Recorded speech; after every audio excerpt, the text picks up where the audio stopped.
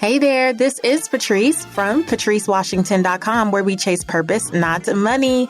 Welcome back to another episode of Redefining Wealth. If you are brand new here, here's what you need to know. This is a community that believes that wealth is so much more than what you hear out there in the mainstream media and everywhere else. It is more than money and material possessions. We believe in this community in the original 12th century definition, which was the condition of well-being. So each and every week, this podcast seeks to unpack what that looks like by exploring what we call the 6 pillars of wealth. These are the other areas of life that actually impact your finances, even when you're not thinking about it. And so if you want to learn more about it, head to patricewashington.com/start here. That's patricewashington.com/start here, and you will get the scoop on the 6 pillars. Now, before I get into today's episode, I have to let you know that this podcast is brought to you by my new book. My new book, Redefine Wealth for Yourself, is now available for pre-order. And so if you want to get the stories, principles, and practical exercises based on my 6 pillars of wealth, these will guide you step by step through the process to create a life of peace and purpose and prosperity. I am so excited to finally bring this podcast to physical form. So to take what you have been hearing on the podcast over the last 3 years and put all of the real exercises and principles and tips in a book that will support you as a guide as you go throughout your journey. So pick up a pre-order copy. The bonus is that you'll get a live masterclass with it, but it's only available to the first several hundred people. There is a limit. So if you want to get that bonus to the live masterclass, Results Not Resolutions, how to get a jumpstart in your mastery of the 6 pillars of wealth and hit every goal for the year of 2021, then head over to patricewashington.com/pre-order. That's patricewashington.com/pre-order.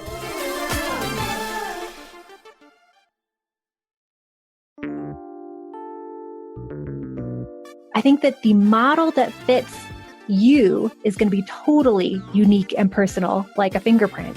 But knowing that there are a ton of different models to play with and try on to see what fits you is a pretty cool thing.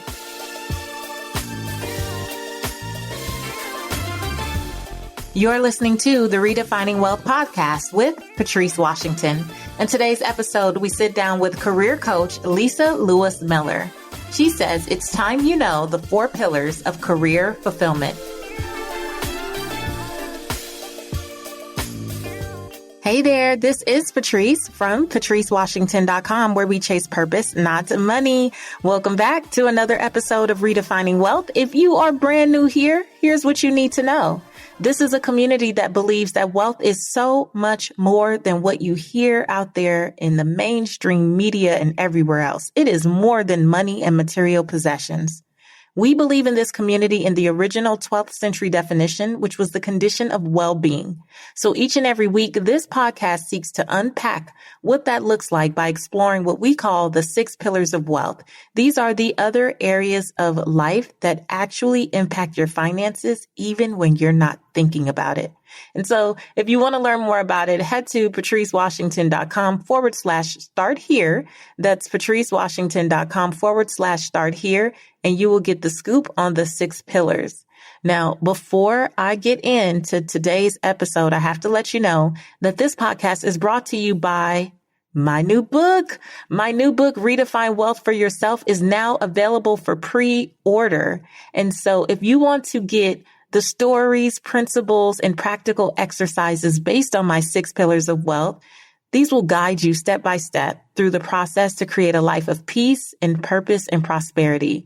I am so excited to finally bring this podcast to physical form.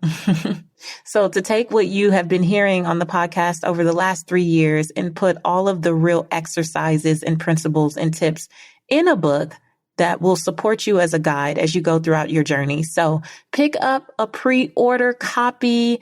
The bonus is that you'll get a live masterclass with it, but it's only available to the first several hundred people. There is a limit. So if you want to get that bonus to the live masterclass, Results Not Resolutions, how to get a jumpstart in your mastery of the 6 pillars of wealth and hit every goal for the year of 2021, then head over to patricewashington.com/pre-order. That's patricewashington.com/pre-order. All right. So one of the things that I have been really focused on this quarter is equipping you for what's next. Like, I really want you to have a firm grasp of what's possible for you if you get clarity around your purpose and your business, your brand, your career, your family, your life in general. And when I was introduced to Lisa Lewis Miller, I knew that she really had something to offer for those of you who are at a point where that you have to pivot. Maybe it didn't happen because you necessarily wanted it to. Maybe it happened involuntarily. Maybe you're pivoting voluntarily, but all you know is that something needs to change. This episode is for you. And it really matters to me because I believe, as I've talked about for many years, that when you are unfulfilled in the thing that you do day in and day out, it does have a detrimental impact on your finances.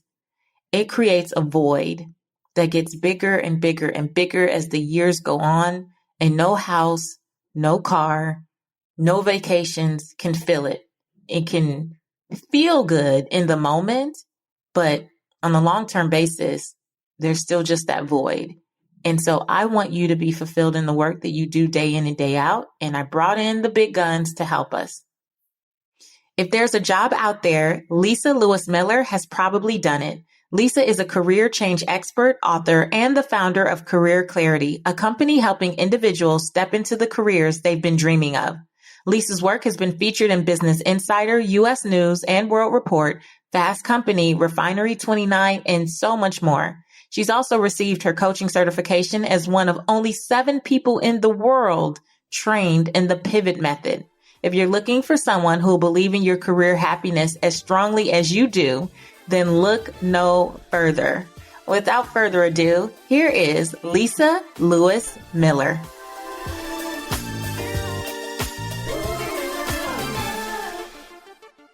Welcome to the Redefining Wealth podcast, Lisa. Thank you so much, Patrice. It's a delight. So, Lisa, when we were introduced by a mutual friend, Jordan Rayner, who is a friend of the podcast, he wrote the book Master of One, you all will remember. I was like, okay, cool. Definitely. I'll check Lisa out, and we'll try to make space for 2021. We've pretty much recorded everything. I think I may have emailed you that and said that. And then I had a chance one night to really go through your site. And I was like, we're going to have to rearrange some things because Lisa really has a lot to offer for a time such as this. And I wanted to make sure that we were able to equip the audience for this fourth quarter as folks are really taking a deeper dive, into what they really want and introspection and self-reflection. And finally, maybe acknowledging I'm not that happy where I am, professionally, and maybe it's time to do something different. And here at Redefining Wealth, we talk about the work pillar being about being in purpose, but we always talk about the need for fulfillment in the work that you do, because if you're not fulfilled from my work, I find that people tend to mismanage their finances. So I brought in the career clarity woman herself. Lisa, how did you get into this work of helping people get clear with their career paths? Well, Patrice, I got into career clarity work as a result of having a real need for some kind of framework and some kind of mission statement to help me figure out clarity and purpose on my own. When I first started out my own career, I feel like I was this possessed Goldilocks. I kept bouncing from job to job to job. And this one, I don't have enough growth opportunity. This one is too stressful. This one isn't aligned with my values. This one, and I just kept finding all of these things that look kind of good on paper, but didn't feel good on the inside. And I felt like after I had made 3 or 4 job changes that I didn't want to be the person who was bouncing from job to job every year or two for the rest of my career and my life. That was not the reputation I wanted. That was not the way I wanted to show up. That wasn't the way that I wanted to serve. And so I started wanting to really dig into understanding the drivers of fulfillment, the drivers of that career pillar of how do you find something that feels like you are living out a mission, a purpose, something bigger than yourself, something more impactful, something that feels like it's using your strengths and gifts. And so after whatever it was, job change number 3 or number 4, I threw myself down the research rabbit hole about what's even out there. What do people know about how we define fulfillment, how we define success? And so I looked at the data, I read the books, I was looking at the studies, I was doing trainings, I was reading white papers. And along the way, I accidentally kind of created a job for myself in being an expert on this stuff and then sharing it with other people to help them figure out how to define fulfillment for themselves and then create that in their lives. So I think what's really interesting is when I read your bio and look at some of the places you've worked, these look like dream jobs on paper, right? Like really well-known brands, sexy brands, big corporations, right? And these are the things that a lot of people come out of college and they're like, I want to go be there. And you found yourself there and then still recognized there's more. This is not enough. Like, what did that feel like, right? So when you're in those moments and it's a great job and it looks good and everyone else thinks you should be happy, you're successful, what does it actually feel like to know that you're still unhappy? Well, so Patrice, something I think that's so cool and so interesting about a commonality between all the guests that you have on your podcast is that this story shows up all the time, right? Look at Trent Shelton, right? Thinking that he had this big shot NFL career and then having everything go sideways. Look at Kwame Christian, who, got a law degree, was going to be making bank, but practicing law wasn't quite, the thing that was lighting him up as much as teaching and as much as establishing a business. And, I feel like there are probably a lot of people listening who have hit a similar point to what they hit and what I hit, which was you're working in a job that looks pretty good on paper, but you're having a really hard time getting up in the morning. You can't put your finger on why. You just feel tired. You feel like you can't get enough sleep. You feel like you're sleeping enough and you can't get enough sleep. And you almost feel like you're phoning it in and you're going through the motions and that what you're doing, it just feels empty. Like you can keep doing it. You can press, rinse and repeat and keep coming and phoning it in day after day after day. But there's a real part of your soul, your creativity, your problem solving capability that just feels like it's not getting tapped into and used in the ways that you want it to be used. And I think that there's a certain sense of unhappiness, but there's also a certain sense of confusion because in a lot of ways, when you step into a role that looks really sexy on the outside, like when I was working at Teen Vogue or at the American Cancer Society, you think this should be it. I should have arrived. This should be all I need. And on paper, when you look at it on paper, it's hard to see where the problem is. You think the role kind of looks like it should be a good fit. It matches up with what I can do.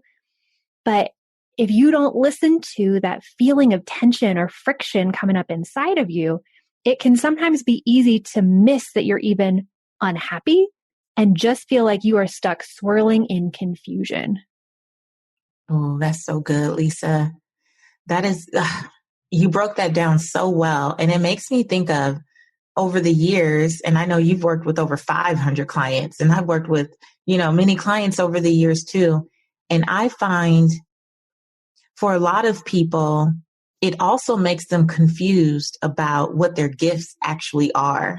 Because here you are knowing that you're gifted in some area, like, you're the bomb, right? Like that is your jam, yet you end up in a space where it's not a right fit. And then you start to question the gift. So is did I even really find the thing? Did I waste all my time in school? Have I wasted years away doing this? And in our community, we say sometimes you have the right gift in the wrong industry, or the right gift in the wrong office, or the wrong ministry. What do you think about that? How often do you find that being one of the things that makes you confused?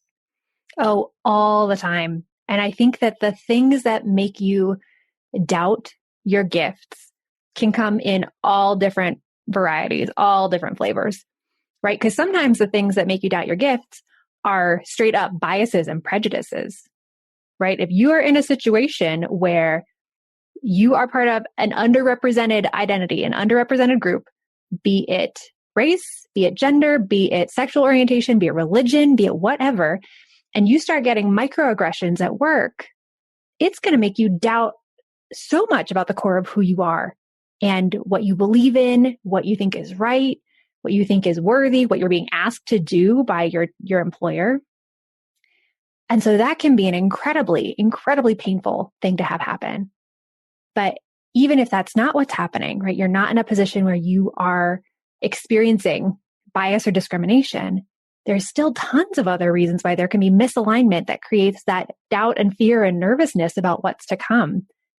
And when I work with folks, I talk about 4 core drivers of fulfillment. And I think that each of those can be a contributing factor to why you might feel doubt or misalignment. So the first factor that goes into fulfillment is feeling like you're working in your strengths and gifts. So if your current role is either not utilizing them, or you are in a role where they are being diminished and not being valued, it's going to be really easy to make the logical leap that then those things aren't valuable and they aren't worthy. Ooh. And that is such a painful, wounding thought to carry around with you. And let me say, Patrice, this happens especially with women, because there's so much about gifts that women are socialized to display more often or more frequently, like compassion, empathy, community building, strong communication.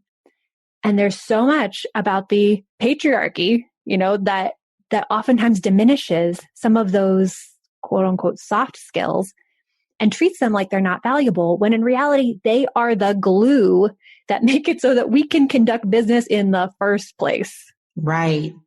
Right. And I get that with the women I coach so often. By the time I'm trying to push them into purpose, Lisa, they are so beat up a lot of times by supervisors, managers, the owner of their company, whomever, who has made them, or they've allowed the comments, the reviews, the lack of acknowledgement, the lack of gratitude, for what they've contributed, to make them feel that nothing is valuable. And so here I am looking at these brilliant women, like saying over and over again, oh my gosh, do you know what you've done? Like, do you know who you are? The reason we create brag binders is like as a physical reminder of like, look at all you have done and how you've contributed and how you've shown up here. And it's really hard. We spend a lot of time before we can even talk about launching anything, just helping people, I would say, kind of heal from using the right gift in the wrong place. Yeah, absolutely. Well, and let me say too that the example that you just brought up of feeling like you haven't been appreciated, that you haven't been seen and valued. When I think about the 4 drivers of fulfillment, that one for me really falls into the category of personality fit. Are you working at an organization that shares your values? Are you working at an organization where your boss and your colleagues value you, want you to bring your full voice and your full gifts to the table, and know how to appreciate you? I oftentimes talk about the 5 love languages as a tool that's actually really critical for business, because if you know that one of your love languages is words of affirmation and you love being told that you are wonderful, you're capable, you're smart, you're creative, you're all these things, and then you work with a boss or with a team that does not give any kind of affirmation or validation, it can again totally cause you to doubt your gifts because you are not completing the feedback loop in the way that your heart and soul need to feel valued and cherished and seen and like you matter. So Lisa, you'll appreciate this. Over quarantine, we started to give my daughter weekly assignments, the things that we felt she would really benefit from. So she's done assignments around entrepreneurial type things, SWOT analysis, and she did some stuff on, preparing for college. She was 12, turning 13. And one of the assignments I gave her was to read the book, The 5 Love Languages, so that she could identify what hers was and articulate that to my husband and I, accept what ours are, right? Because she's like, you don't learn my love language and let me understand yours, right? But I love the connection that you're making, for that even to career, because that's now something that she'll even further be prepared for because she really understands. And sometimes she'll be like, hey, words of affirmation or like whatever, like she knows them now. And I would say to anyone listening, not only if you're not in a romantic relationship, don't think that that book is just for that. This is a great example of how you can use it in platonic, friendships, in relationship with your family, but also in your career path. This is really good.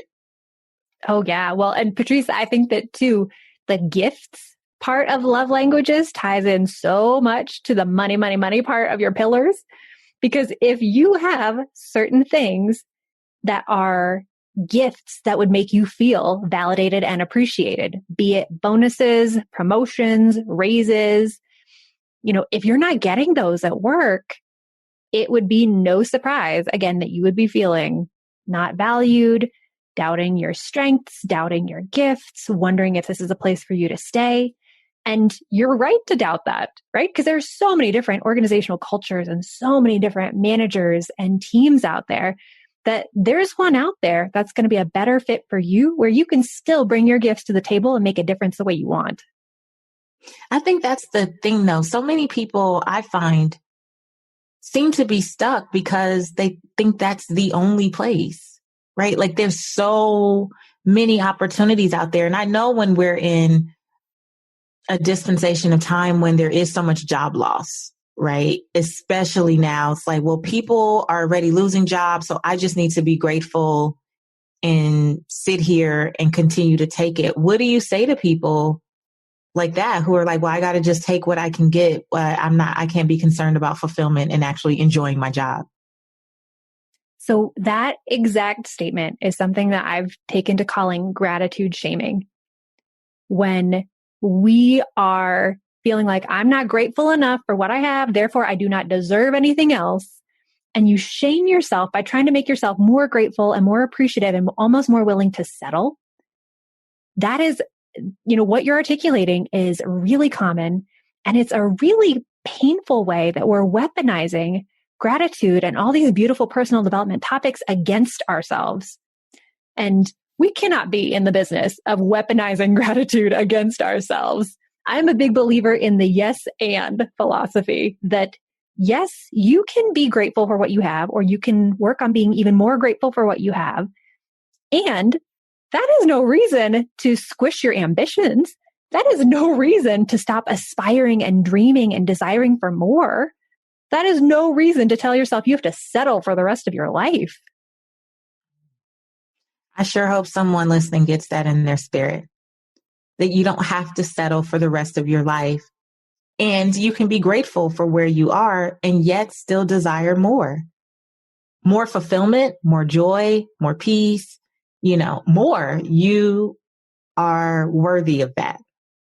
And I think that sometimes when we're in the wrong space, maybe in the wrong career path, we also are doubting whether we are worthy of more. Do you see that come up at all? Oh, yeah, all the time. And it's totally understandable to be doubting your worth in terms of the market. And I want to draw a distinction between having some doubts or concerns about what your market value is in a job market versus your worth, right? You are a child of God. You are priceless. You are incredible. You can't put a dollar value onto your worth. That's just conceptually, that does not work. But Come on, you better preach, Lisa. Come on. Well, I mean, you know how easy it is to conflate market value worth with being worthy and being enough. And that is a dangerous logical leap to be making, right? Because everybody and the set of skills that you bring to the table and what you want to be doing, how you want to use those gifts, can find a market worth for what that would be for a company to pay you to do that work for them. And, even some of the most simple things that we can do in the world still have a market worth. But I think that conflating your market worth for how you want to be using your gifts with your innate worth and your innate worthiness is a dangerous, dangerous game to play, because that will mentally put you in a space where you are never going to negotiate for more. It is going to make you always feel like a victim and like you're lucky to get a job. And if you have gifts and skills to bring to the table, it is not luck that you are getting a job. It is your hard work. It is your sweat equity. There's a certain amount of luck. One of my favorite phrases is, you don't get hit by the luck truck unless you're standing in the middle of the road. Ooh, I haven't heard that before. I heard it really early in my career and it just stuck with me. And, even if you get quote unquote lucky, you are doing something to let the universe, let your community know that you are available for work, for opportunities. And when you do that, you can't have the belief in your heart that you're not worthy, you're not enough, because that belief will then sabotage your ability to find new opportunities, your ability to grow, your ability to expand, your ability to serve, and your ability to be generous. When people get really wrapped up in these feelings of doubt about if they are worthy and what their worth is, the ripple effects of that is that then you're not going to be able to make the kind of charitable donations that you want to make because you feel like you're just living paycheck to paycheck. The ripple effects of that are that your relationships start to suffer because you don't show up in your full light and your full glory and bring your full voice to the table. So I want to make sure that anybody who's listening to this is really clear that your market worth is a thing that has to do with how much you get paid to do work. And you can manipulate that and change that based on how you are packaging yourself, how you are marketing your gift, what you want to do, how you want to serve. But that number will never have any impact on your enoughness and your worth as a human. This is so good. Oh my goodness. I love that. I was taking copious notes. I love this. Let's jump back into your 4 pillars of career fulfillment. So we talked about strengths and personality. Next is interests. Yes. So coming back to your original question about doubting your skills and your strengths and your gifts, you had mentioned earlier that one of the things that you see is that people can be working in the wrong industry and finding that their gifts are undervalued or underappreciated because they're just not in the right space. They're not solving the right problems. And that is what the magnetic interest pillar is all about. Are you solving problems in your day-to-day life at the big macro level, so within your organization and within your industry that you care about and that matter to you? And then are you solving problems at the micro level in your day-to-day of what you do in your job that feel good to you? Because if you are in an industry that you do not care about, that does not speak to your soul or your heart at all, and it's not enabling you to create something else bigger in your life that is creating a sense of connection and meaning and purpose, then you're always going to feel that ache of feeling misalignment or feeling like there's something missing. So looking at your industry and the department that you are doing your work in can be a great place to look to see if there's somebody who can value you and your gifts even more. Yeah, I love that. Over the years, I've definitely coached a few women who ended up staying in the same company, but going to a different department and realizing that that was just a better use of their gifts. So initially they were looking for something just in a completely different place, but it wasn't even that far away. But something that you say is that a lot of people know what they don't like, but they don't have clarity, right, about what they do like and what they really do want. And so when you kind of break that down and get clarity around what your real interests are, I'm assuming that just makes figuring that piece out a bit easier. Yeah, 100%. Yeah, when I talk about the four pillars of fulfillment, the four drivers of fulfillment, when you define your needs in each of these four categories for yourself, you start coming up with a working definition of what fulfillment and success looks like for you. And that working definition is what leads you to clarity. Because if you have a sense of what sort of gifts you want to be working in and growing, if you have a sense of the areas you're most interested in and the problems that you want to solve, you have a sense of the kind of culture that feels good for you and the way that you can feel like you can bring your full self to the table. And then our last pillar is lifestyle. If you have a sense of how you want work to fit into your life and how you want to be compensated for that work, it pre-makes some decisions for you about what you are available for and what you will consider and what you won't consider. And it makes it really unemotional, right? Yes. You don't have to wrap yourself up in the, oh, well, should I or should I? Well, what if? And well, if I don't do that, then blah, blah, blah. You don't have to go down that sort of mental rabbit hole. You can just look at what's most important to me. What did I put on paper? And how does that then give me some guardrails on what to look at and what to not be tempted by, no matter how sexy and how interesting it might look on its face. Oh my gosh, I love this one so much. I was so really happy to see that lifestyle was a part of the puzzle, because for so long, I've watched people take jobs merely for the money and not consider how it would impact their lifestyle. Now, we have a lot of moms, but it doesn't even matter if you have a family. Maybe you just have hobbies. Maybe you have interests. Maybe you just know how you like to spend your day or spend your weekends. And then to take a job that robs you of being able to live that out, the money is not going to make a difference after those first few checks. You will be riding high on adrenaline and super pumped about whatever it is, that sexy title, that office, that whatever. And then you have to still settle back into your real life. And when you realize that it is just out of alignment, that is where we find that people tend to overspend, right? Because now they're trying to fill the void that being in a job that really doesn't serve their soul and doesn't give them the flexibility to live their lives how they want to live it. Maybe they look like a public success, but they feel like a failure privately. And for me, I've been on for many years now. I can take less money if it's going to be in alignment with who I am and how I want to show up. I'm okay with it. I've said no to many of things. And I love that you talked about, and it wasn't such an emotional roller coaster. I've said no to things and I read the email, replied no. And they were like, do you want time to think about it? No, I'm very clear on my values. I'm clear on my values, what matters to me, and what I want and what I don't want. So I don't really have to sleep and pray on every single thing. Some things, it's just it's literally a yes or no.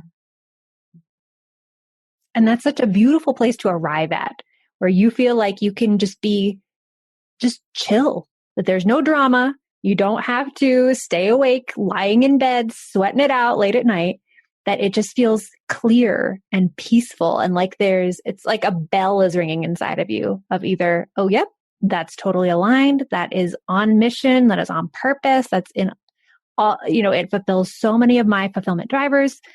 Or, there's a past version of me that might have been very tempted by this, but now that I know how I'm defining fulfillment and success for myself right now, I know it's off mission, and I feel comfortable. I feel grounded in my no. You feel so powerful too. Like, yes, comfortable, grounded, and so just empowered to be true to who you are and be able to trust that you will still be divinely guided to the path that's for you. Because sometimes we don't say no because we also think, oh my gosh, it'll never come around again. But we live in such like an infinite universe, right? Like there are no shortage of opportunities if you look at life through that lens. But when we get caught up in scarcity, it's like, well, what if this is the only time I'll ever get this? And so even though it's not in alignment, doesn't fit my lifestyle, not sure if it fits my personality, culturally, I don't know if it's a fit. Like we don't check anything off except for, but it's six figures. So we'll see. Like, yeah, it's a real tension because there is a certain amount of sort of cultural conditioning that we get that opportunities are scarce, that we need to jump when people tell us to jump, that things are only going to come around once, that it's like a shooting star or a comet. You got to grab on when you can. And I heard somebody say this quote that just rocked my world and changed my way of thinking about this so completely. And the quote was, "You can't miss your own boat. Your boat does not leave without you." There are going to be plenty of boats that come through the harbor that are looking for passengers. You can't miss your boat. So if an opportunity comes and it looks so tempting and so tantalizing and so exciting, but it comes with all this time pressure and you feel like you got to make the decision right now, it may not be your boat. And if you say no, that does not mean that opportunity won't either present itself back to you or be something that you can't create for yourself later in the future. So good. I have a last question before we get into our Redefining Wealth Rapid Wisdom questions. And this one is for my folks that are multi-passionate. Does the framework for the 4 pillars of career fulfillment help those who may have a certain skill set professionally, but there's so many other parts of them they want to explore? What do you say to those folks? Is it wait it out and find a job that has all of their crazy ambition like all wrapped into it, if that's a thing? Or is there a way to do one thing professionally and allow yourself to have hobbies that feed those other parts? Like, what's your advice when you get multi-passionate folks? Oh, multi-passionate folks, I love you. I am you. I hear you and I feel you on the tension that comes with this question. And so when I was first starting career coaching, I was running into a ton of people who were bringing up this same issue. And I couldn't find a one size fits all advice that felt like it worked. I couldn't find advice of wait it out, try to create something that incorporates all your passions together. I couldn't find advice of, just do it as a side hobby, a side gig, whatever. And then I discovered the work of a researcher named Emily Wapnick. And Emily has done all this work on multi-potentialites is what she calls them, or multi-pods for short. And she did research into how multi-potentialite people create fulfilling career paths forward. And she wrote this fabulous book called How to Be Anything or How to Be Everything. It's one of the two of those. And in it, she defines what I kind of refer to as these personal business models for ways that you can take your multi-passionate self and channel it into potential work options. And so some of the things that she outlines are just super cool, brilliant. I'll share a couple, but if anybody is listening to this and this is resonating, you should totally go, at least in a minimum, watch Emily's TED Talk because that's a great resource for you. But one of the things she talks about is the group hug model. And Patrice, this is exactly what you just described of finding a way to wrap all the different pieces of you up in one job, right? So this might be working at a domestic violence prevention nonprofit, doing event management and relationships where you get to bring in all these different pieces of who you are into one thing, right? Or it could be somebody who starts a restaurant where all the proceeds go to fund animal shelters. It's having all the pieces in one big group hug, as she says. But she gives tons of other ways that you can integrate your passions and your interests into paths forward. One of them, the one that resonates most for me, is what she calls the Phoenix, which is where you double down on becoming a subject matter expert in one thing And you do it for 5, 10 years. And then you just decide one day, you just wake up and you say, you know what? I'm ready to move into something completely different. And you burn it to the ground and you start over on a brand new path that is completely new, right? So I look at my own path into career coaching. And prior to coaching, I was working as an account executive doing digital marketing and communications consulting. So way, way, way different from career advising or HR or anything else that you would sort of traditionally think a coach might come from. But my obsession with starting to answer these questions around fulfillment was the impetus I needed to have my Phoenix moment where I burned that old life to the ground and was reborn into this brand new path. So Emily talks about the slash approach where you have multiple streams of income. She talks about the Einstein approach where you do your 9 to 5 at something that's fine and stable and pays the bills. And then you have some extra time and energy left over to build a side hustle or build passion projects. So I think that the model that fits you is going to be totally unique and personal, like a fingerprint. But knowing that there are a ton of different models to play with and try on to see what fits you, I think can be a really empowering way for multi-passionate people to not see their passions as being a liability or a problem or trying to have to like stuff themselves into one box for the rest of their lives, and just give them ways to see possible opportunities and exciting pathways forward over the course of a career that can be, a multi-decade adventure. We have so much time in our careers that you can reinvent yourself 4 different times and have 4 decade-long careers, which is a pretty cool thing. Right. I think it's really cool. As you were talking about the Phoenix too, it made me think of Mulan. Yes. We just watched that, shameless plug for Disney Plus. Like we just watched Mulan recently, and that whole idea of burning her old self. She stood up and shook her hair out and was no longer pretending to be the little boy. I definitely feel that I've had these mini pivots. I don't think I've burned anything all the way down to the ground, but I've definitely burned wings of the structure down and just allowed it to rebuild. But I will link to that because I think that's really great. And I felt like someone was driving along or listening on the treadmill or listening in their kitchen, and you just gave them such permission and confirmation that they're not crazy. They're not like, it's okay to be multi-passionate and there's a path for you.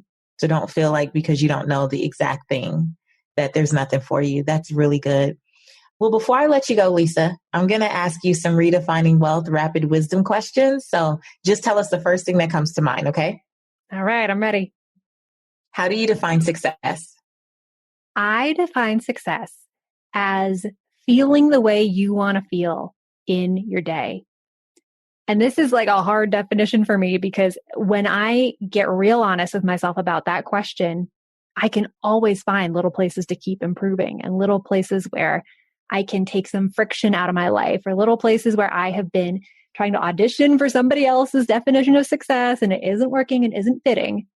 But I really believe that if you bring it back to how you want to feel, those core desired emotions, success is getting to spend as much time in those emotions, be they challenge, be they peace, be they connection, community, family, whatever it is, as you can. That's good. How do you define wealth in 3 words or less? It feels like it's got to be a combination of autonomy, comfort, and satisfaction. That's good. I don't think we've heard those 3 words. Out of all these guest interviews I've done, I don't think anyone has ever not just said those together, ever chose those 3 words. I mean, it feels like wealth has got to be freedom to make your own decisions and do things on your own terms. Wealth has got to be having a quality of life that feels good. It doesn't have to be private jets necessarily. And it's got to be a sense of peace with it, that you don't have to feel like you're always in the striving energy, that if you feel like you can exhale, like that's wealth. Absolutely. I agree. What's one book that has redefined how you see wealth? So I was an economics major in undergrad. So I feel like I can come at this from like the hyper nerdy area of picking out one of my textbooks. But I feel like when I read Money Master the Game by Tony Robbins, one of the exercises that he walks you through in that book is creating essentially a money plan and dreaming as big as you want to dream and looking at how much that actually costs, price it out, figure out the timeline to make it happen. And I think that thinking about that money and wealth and finances as all just being a product of plans and strategies made it feel so much more accessible, so much more hopeful to think about the long game. So I know that Tony Robbins is a divisive figure for a lot of folks, but that book was a real eye-opener for me. I love it. We'll link to it. And last one, you're going to fill in the blank. My name is, and to me, the truth about wealth is. My name is Lisa Lewis Miller, and the truth about wealth is that it is more of a mindset than a bank account number. Didn't I already tell you to preach, Lisa? To preach. I love it. Thank you so much for your time. And again, I just really feel like in this time where there is so much uncertainty, I think about what am I going to do? Do I want to still do these things, or I'm being forced to pivot? This idea of the 4 pillars of career fulfillment really gives people something to start with and think about as a framework. And I know that there's so much on your website and you have your own show. So we will link to the Career Clarity Show. That would be fabulous. Yes, thank you. We will link to everything because I really want you as purpose chasers to be equipped to go in to this last quarter, but go into 2021 prepared and feeling powerful and purposeful and peaceful. And the more clarity you have around what you are meant to do, not just as an entrepreneur, I'm not just about that, but in a career path, the better. So thank you so much, Lisa, and many more conversations to come. Thank you for having me, Patrice. You're doing amazing work.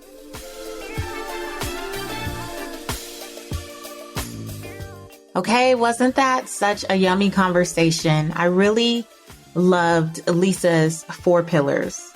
I loved that she really took time to break this down and create a framework of something you should consider before you say yes to that next thing. And I know when we're in seasons like this, it's tempting to be like, well, it's a check, so I'm going to just do it. And I remember years ago when we were in the midst of the recession, the Great Recession.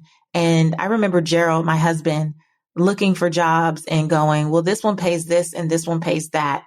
And I asked him similar questions like, but is that utilizing your strengths? Are you going to be happy? Is that a fit for our family?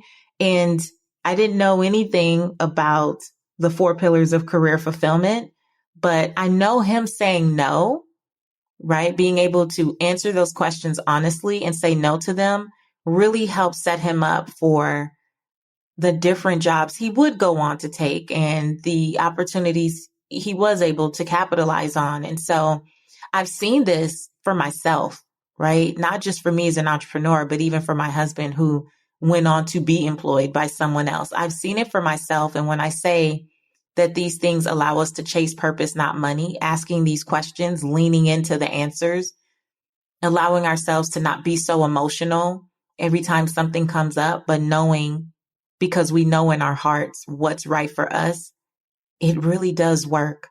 It takes trust, but it does work. And for my multi-passionate folks, I hope you got some confirmation that you're okay, right? That there's a way to channel all those things that you are interested in and the things that you want to pursue. And I don't want you to forget about gratitude shaming. You don't have to live in a space of making yourself feel bad because you want more. It is okay to want more and be grateful for what you already have. And I feel like that was a great moment in the interview just to kind of unlock that idea. Like, look, use the and. It doesn't have to be or at all. It can be and. There's so much in this episode. I really hope that it blesses someone. So listen, make sure you check out the Career Clarity Show with Lisa Lewis Miller, and also check out the links in the show notes so you can connect with Lisa, learn some more about the framework that she's offering with the 4 pillars of career fulfillment. And we'll be back next week with another episode that I really pray is going to equip you to finish this year strong, but start 2021 even stronger. So I will be back. Make sure you find us over in the Redefining Wealth Facebook community. Word on the street is Lisa may actually be showing up to do a live Q&A just for purpose chasers. That's word on the street. So I would say make sure you get over into that free Facebook community, Redefining Wealth, and get your questions ready, because Lisa and I are going to go live, and she is going to help purpose chasers get their career fulfillment on. So this is why you need to stay locked in. But until next time, I want you to go live your life's purpose, find fulfillment, and earn more without ever chasing money. Talk to you later.